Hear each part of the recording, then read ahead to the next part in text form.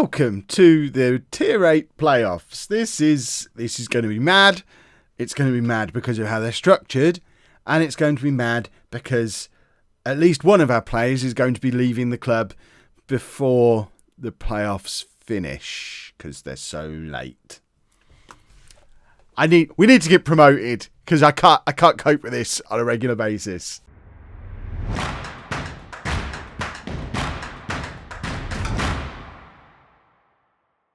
Hello and welcome to part 9 of It's Coming Home. I'm Kevin. Coming up on today's episode, we have the playoffs. We'll keep playing them, I guess. We're not going to do the thing I've done on Non-League to Legend before, where we do one a day and string it out for ages. We're just going to get on with it. We might get knocked out, in which case it will just be the one episode. We might do all 3, in which case it will be a long episode. My advice: don't look at the episode length because that will give you a spoiler. We've got bad news. It's now the 7th of June. If we have a look at our squad, remember Jack Turnbull's going to play for Southend? Well, he goes to play for them in 2 days' time. He leaves the club. So this is Jack Turnbull's last game for the club. So if we do win, we're going to lose our second best player. He's averaged a 7.04 over the course of a season. He's the only other player along with Harris who's averaged above a 7. And this is his final game. There's no way, there is no way to delay it. And I'm in real life, surely we'd delay it a few days. There's no reason for him to go to Southend now, but he's not going to be part of the promotion push. Also, James Hayter is planning to retire. He retires on the 22nd of June. Now, I don't know if the final of this is before the 22nd of June. So there's a possibility that James Hayter might retire between the semi-final and the final if we get that far. This is nuts. I can't believe this is how the playoffs work in real life. This must be an FM thing. I hope this is an FM thing. Because if this is how the playoffs work in real life, the world is insane. This is the team that we're going into this first leg with, though. We are playing against Maldon and Tiptree at neutral territory. We're playing at Cambridge United's Abbey Stadium. Apparently only 130 tickets have been sold because it's so far to travel, which baffles me a little bit because our attendances have been more than that all season. And it might be far from Maldon and Tiptree, but for us, Cambridge is probably 20 miles away from home. Home is kind of between Peterborough and Cambridge. It's close to Peterborough, but on a map it is between Peterborough and Cambridge. So it's not actually. Everyone who comes to our home games could be going to this game if they felt like it, and apparently they don't feel like it. So this is the team anyway. No, it's not.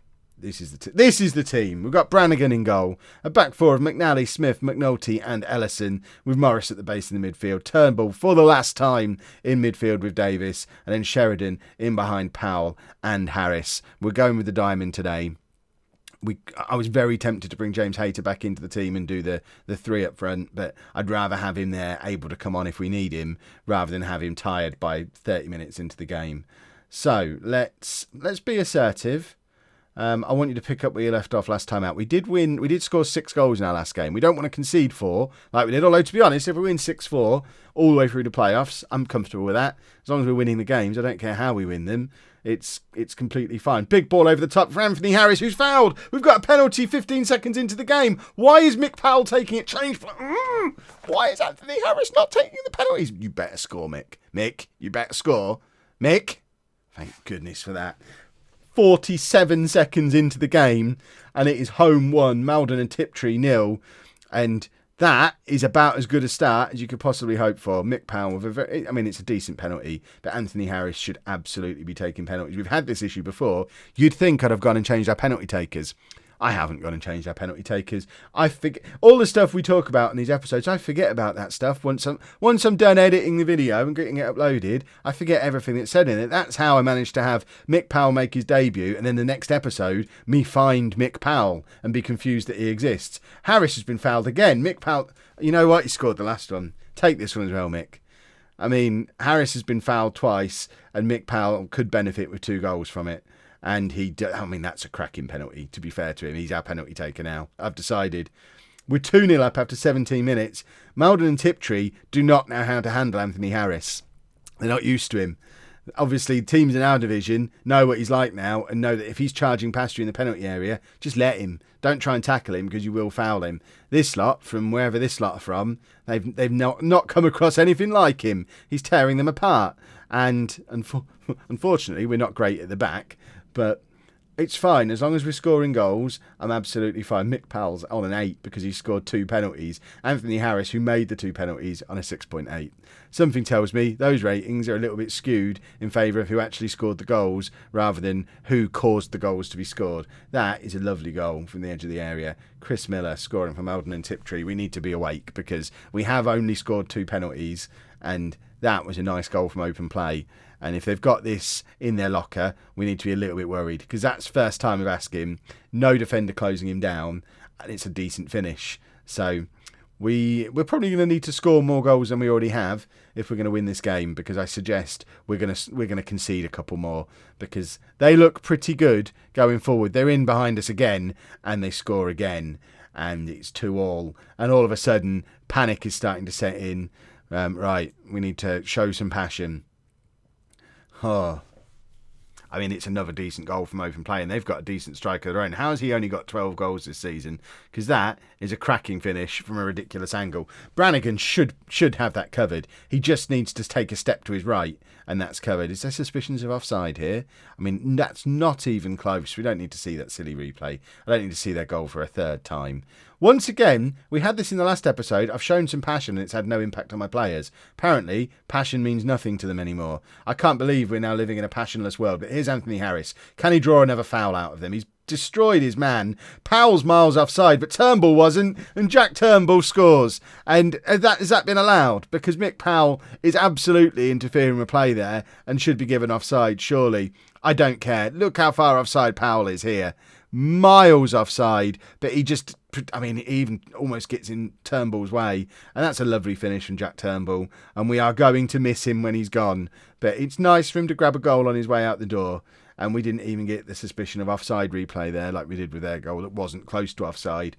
Ours, there was a suspicion of offside, but what do I know? And finally, Harris gets his rating up above a 7, even though he's made all 3 goals and should be the best player on the pitch. Right, let's be assertive. You might be winning, but that could still change if you let your performance level drop. Exactly, because I think we're quite fortunate to be ahead. Although, looking at the stats, we have been better for most stats. They're winning more in the air than we are, but everything else we're relatively in control of. It's just they've looked more threatening from open play than we have. And we need to be aware of that because they're in behind again. And that's a beautiful tackle. What a tackle that was. I don't even know who it was. It must have been either McNulty or Smith. It looked like a centre-back getting in there. But that was a world-class piece of defending. And free kick from miles out just goes over the bar. I haven't seen what the attendance is yet. We should have a little look. Get an idea of... I guess we're classed as the home team, so we can get an idea of how many fans we've brought. Sheridan's had a very poor game. We're going to bring on James Hayter. We're doing the same thing we did against Stamford in the last game of the season. We're ahead in the game, but we're pushing an extra striker on because I think it just calms us down a little bit. Dean Morris has had a poor game, so Shane Phillips can come on for him. That's another easy substitution to make. And hopefully, James Hayter grabs a goal. Corner from Harris. Doesn't make it further than the first defender. It made it much further than the first defender. Use your words, Kev. And we play it back forward towards Harris, who looked offside. Apparently is not. James Hayter scores again. That's 3 goals in 3 games now for James Hayter, who, I mean, he exploded onto the scene when he first arrived with us, then struggled for goals and performances for a long, long time. But in this promotion running at the end of the season, James Hayter has been on fire. And there is a strong argument to start him in the next game now. Assuming there is a next game. That's confident talk. 20 minutes to go, Kev. Goodness me. But he's scoring goals every time he's on the pitch, and we still haven't got a good attacking midfielder. So maybe that's a change we do need to be making. Right, final substitution. We're going to bring on Ryan John again, who's been playing a few games for us recently. He's from this year's youth intake, and it just gets some experience into him. He's going to be our starting left-back next year. Let's get him used to playing. Brannigan now with the goal kick. Surely we're not going to foul things up from here. Harris is in again. What a pass from Anthony Harris, and Mick Powell has his hat-trick. Anthony Harris has made all 5 goals today. He has been absolutely outstanding. And he won't get man of the match because Mick Powell's got a hat-trick. But my word, Harris has looked a class above everybody else on this pitch. What a pass. What control. What a pass. We're having a very good game. We've just scored 5 goals in the playoff quarter-final. That's got to give us some confidence going into the next round, which I am now confident enough to say we're going to be in the next round of these playoffs.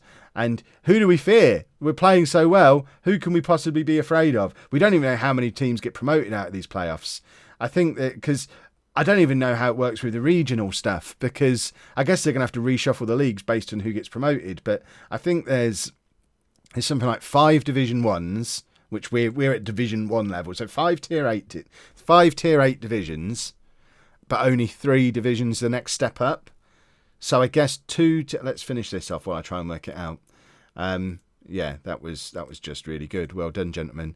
So I guess 2 teams get relegated from each of the divisions above. So that's 6 teams coming down, the 5 champions. So actually, yeah, it is a 16-team playoff with only one of these teams getting promoted to join the 5 champions from each of the Division 1 teams. Goodness me, that seems a little bit harsh. Right, we've won our first match, so that's the important thing. Mick Powell gets a pat on the head because he did score a hat-trick. He also has trained well this week, and hopefully we're about to find out who we get in the next round. I don't know when the draw happens, but now we have to sit here for 4 hours while the game saves. So we'll be back in a minute with the draw. Right, here we go then. Semi-final. How is this a semi-final? There's 22 teams in it now. I actually give up at this point. I no longer understand how the playoffs work. Let's just keep drawing teams and keep winning games. And I guess we'll wait. Whatever I tried to work out before, that's clearly not how these playoffs are working. There must be loads of teams going up from this. Perhaps there's 3 teams relegated from each of the divisions above. Perhaps those teams from the division above are now in it. I don't know.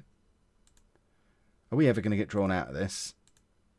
Hythe Town, who are second in Bostik South East Division 1. So that's a division that's got all those teams in. They've had a pretty good... I mean, that looks like a challenging game. That's a game I suspect we probably won't win. But we'll find out in a moment. Where's it going to be played? It's going to be played at the Robinson Heating and Plumbing Stadium. Not a clue where the Robinson Heating and Plumbing Stadium is. When's the game being played? The 18th of June. James Hayter is going to retire before the final if we get there. Oh my goodness me. That's ridiculous. The form he's in as well. He can't retire. So this... Do we get to find out where geographically this is? Let me know down... Oh, in fact, there we go. It is... Where does it tell you? Bertley. Who plays? Oh, teams. So this is where Bertley Town in the Northern League Division 2 play. So it's up north somewhere. Fair enough. They've got a bigger ground than we have. And now we've got a long wait to play that game. Well, there we have it. Jack Turnbull's gone. I mean, he's got a future... What? He's got a future transfer arranged? I was hoping we could try and bring him back on loan right now. I want him to play with higher quality players. I mean, I want him to be in for a month. 1 month. We'll pay all of his wages for a month. Just let us have him back. I mean, that's a huge financial commitment to make, but it's surely better than not having him. Well, I've tried to convince James Hayter not to retire, but he's definitely retiring. So he might well start in the semi-final, but even if we win it, he's going to be retired before... I cannot believe that. He retires 4 days after the semi-final. Oh, my word. I have to question what higher quality players Jack Turnbull's going to be playing with for the next month. I don't know what I can do to make them let us have him. Can we afford to pay £500? We can't really, but he's that important to us. He's been our best player this season. Why is the final being drawn now? We haven't played the semi-final yet.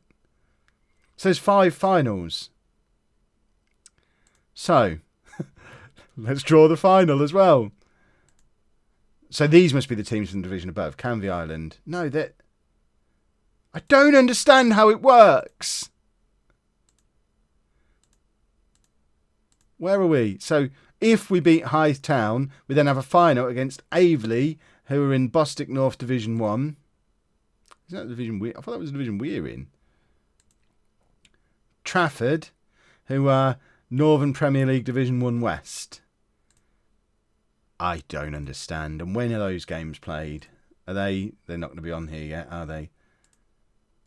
Does it tell us when they're going to be played? Are they before James Hayter retires? The games are so spread out as well. Are they all being played at the same ground or something? There's a game every day. It's going to be July before we know what division we're in next season. This is going to cause problems for transfers because we're not going to know what division we're in. We've had no budget set yet for next season. This is a mess. All the scumbags at Southend wanted was 500 quid. So we're paying his wages. We're giving him 500 quid. Jack Turnbull is back. Are we? I assume we're going to be allowed to play him. So Jack Turnbull is in on loan for a month. I hope he's available. This is insane. Let's go back to the squad. Turnbull, where is he? He's no longer played any games for us. So that's... I can't believe we're having to pay him so much money. For a month, this is costing us over £1,000 to bring Jack Turnbull in to play potentially one game. £1,000 we really don't have. But it was that important to get him back. At least that's one issue sorted. Now we need James Hayter. We need to just take his calendar away so he turns up for work for another 3 days. So, after much excitement and panic, we name an unchanged side for the playoff semi-final with Jack Turnbull, according to the game, making his debut. It seems mad that we can still bring players in halfway through the playoffs. They need a transfer window down at this level. But Jack Turnbull, now a professional footballer, is in. It feels like we're cheating. How have we only got one player who's not match fit? Everybody's only played once in the last month, but apparently Sheridan's the one who's not match fit. They right, okay. Let's oh, please. I don't want to have to go through this again next season. It's made me far more motivated to get through. Let's go. If we carry on today as we finished last time out, a place in the final will be guaranteed. I like that as a team talk. We've got to play that well. Certainly hope so. We've done well to get this point. It would be a shame if we didn't see the job through. Let's get out there and let's play as well as we did in the last game. That's the important thing. We're in good form. Most of the defence are under offer from other clubs again, so we've got no guarantees of us being able to field a team if we do make it through to the final, because it's probably going to be played in September or something ridiculous, judging by how drawn out these playoffs have been so far. There's going to be no transfer special this summer because I'll have done the whole summer in this episode. Right, McNally, back to Smith. To Morris. Let's win some football matches, because then it doesn't matter if I'm moany Kev, as long as we're winning football matches. Sheridan to Davis to Harris, who can't quite get onto the end of it. And yeah, that's the first time I've seen Anthony Harris miss out on the ball, pretty much ever, but Morris is still superb. Davis plays it over the top. Harris uses his pace and has won a penalty again. It's the story of the playoffs. Anthony Harris gets past a defender. They don't know what to do. They bring him down. Mick Powell scores the penalty. It's how we score goals now, apparently. Imagine how many... Teams need to learn they need to scout Anthony Harris and learn what to expect from him, because his pace is just destroying everybody he comes up against. It's really quite delightful. Right, 1-0 up, 12 minutes on the clock. I don't know how good Hythe Town are, because I don't know how good their division is compared to our division. They can do that, though, which... We've not got many players who can do that, so perhaps we do need to be a little bit worried. I'm also worried about the fact that Amy Fern's not refereeing the match. That's not fair. We've had the same referee all season, and now we've got some other fella doing it. I don't like the sound of this at all. I mean, that's a decent finish. Brannigan, for once, can't really fault him for that. That's a decent finish, and now we do need to be a little bit afraid, because that was an instant reply. That was within 60 seconds of us scoring our penalty. They've scored an absolute screamer. Ellison now. Big ball over the top for Harris again. Can he either draw a penalty? Has he done it? I mean, he knows to fall over. I actually thought he'd won a penalty again there, but apparently he's just trying for it now. He knows how successful it is as a policy. He fell over and it didn't get us anywhere. McNally, back to Morris. Morris to McNally again. Can't get the cross in, but Mick Powell picks up the remnants of it and it's back to McNally. Over to Morris. I've not seen Turnbull at all yet today. Davis trying to do what they did and hits the outside of the post. And Rob Davis, every time I mention we can't score long-range efforts, has a go. Most of the time he messes it up. So I maintain we can't score long-range efforts, because hopefully he'll have another go at it. Corner comes to absolutely nothing, and now Hythe are on the break. And worryingly, looking at that radar, we don't have very many men back. And we are very, very wide open at the back. And unfortunately, we have gone behind for the first time in these playoffs. And it might be for the best. No, it's not. I cannot do the playoffs again next summer. I need to not be in a world where these exist. We've got to win them this time or win the league next season. They're the only two options available to us. I'd rather finish 6th than 2nd next year, just so we don't have to go through the playoffs again. Right, let's get ourselves back on track. We should show some passion, even though it doesn't seem to work with us anymore. They just are completely indifferent to me asking for passion. And corner comes in, cross comes in. Brannigan should have done better there. We're 3-1 down, and it does feel a lot like we're playing against a team who are a bit better than us. Yeah, I don't know how good Hythe Town are, but it's pretty clear they're better than us, it's very sad, but. Remember, let's add the context onto everything again. We were supposed to battle bravely against relegation this season, and here we are in the semi-finals of the playoffs. So even if we don't manage to pull off a massive comeback, we've done really well to get to this point. I think I'm going to bring James Hayter on at half-time. Team talk. Let's try for passion rather than... I don't know. Assertiveness. Let's give... No, unlucky... I expect to see... In fact, should we be aggressive? No, let's not be aggressive. I expect to see a much better showing from you in the second half. That's motivated them. And now let's bring on James Hayter. For it will be his final appearance, regardless of what happens. If we do manage to get the comeback and get through to the final, James Hayter isn't going to be here to play in it, because he's going to be driving a caravan around Norfolk coast or whatever he's going to do in his retirement. Play one more game, man! But James Hayter's on. And hopefully we can find a way back into the game. Let's get creative. We love a bit of creativity. Anthony Harris is anxious and frustrated, just rotating between the two. He's now furious because I've noticed that he's anxious and frustrated and I'm drawing attention to it, and that makes him cross. But here is Harris. Back to McNulty. Someone kick the ball forward. We're a non-league team. Just lump it up the pitch. There we go. The good old home lump. Powell. Lump it. For goodness sake, lump it. There we go. It didn't work. Perhaps you should have taken your time and not lumped it. That should be one of the shouts. You should just be able to shout, lump it. There you go. Davis listens. Powell is in behind. Harris was in so much space. He tries to go it alone, and I thought he'd actually done well, but it hits the inside of the post, and 'twas not to be. But it's Davis again in midfield. Finds Turnbull. He's a grand well spent if we don't win this game. Morris. Over to Ellison. Ellison crosses it to our other fullback, McNally, who... I mean, what's gone on there? Nobody knows, but Anthony Harris has got his 40th goal of the season, and it's absolute nonsense. I don't even know how to describe what's happened. If this was radio commentary, it would be a total disaster. I mean, thank you. Can we have another one of those, please? Please, sir, can we have some more? Why are we getting... Are we saying there's a suspicion of offside here? Because there's absolutely not. So we'll skip this nonsense, and... It's on, boys and girls. McNally to Morris. McNally, Morris again. Morris still got it and now loses out on it. And we're a little bit exposed at the back, but Brad Smith's there. Plays it to McNally, back to Morris. Smith again. We're knocking the ball around like we're an actual football team. Morris to McNally. Plays it forward to Powell. Powell's in behind. Harris is in the middle. So's Hayter. Davis! Stop shooting from range! You imbecile! You can't do it! You can't, I mean, that left the ground. That was rubbish. Right. What have we got? What can we do? I can't believe Jack Turnbull's been rubbish. After all that money we've spent on him. There isn't an obvious substitution to make. We're playing well. I think we're going to leave things as they are for another 10 minutes or so.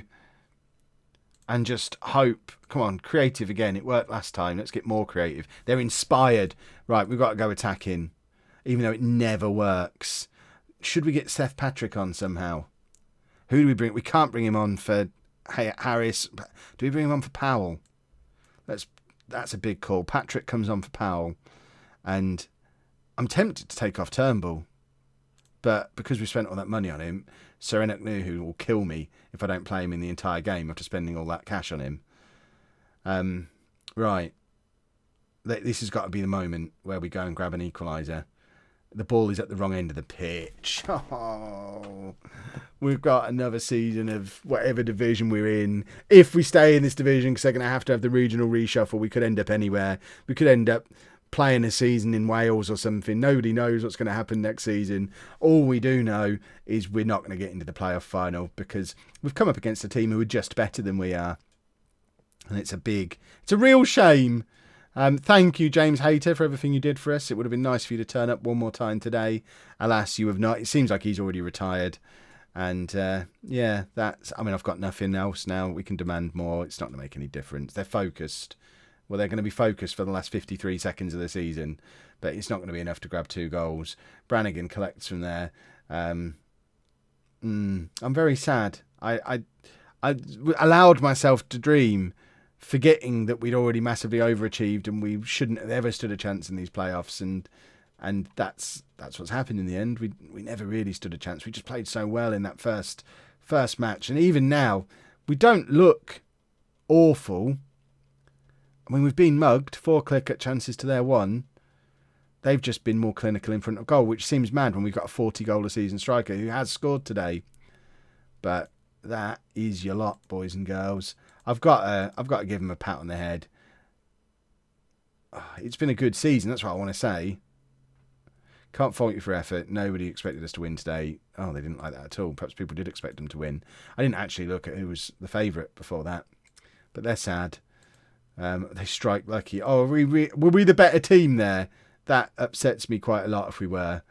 But there we have it. It's the middle of June. We're going to be in Tier 8 again next year. I guess at some point we find out what level of Tier 8 we're going to be at. And we start again with the new season tomorrow. I did mean it when I said there'd be no transfer special. I'm not going to do transfer specials until we get to the point where we're not making transfers all season long. So if you want to know transfers before the next episode, keep an eye on the Holme FC Twitter, where you'll also find out what division we're going to be in, what our budgets are going to be, that kind of thing. But, all disappointed now. If you've enjoyed that, please make sure you leave a nice big thumbs up on there for me. Subscribe to the channel for daily Football Manager videos.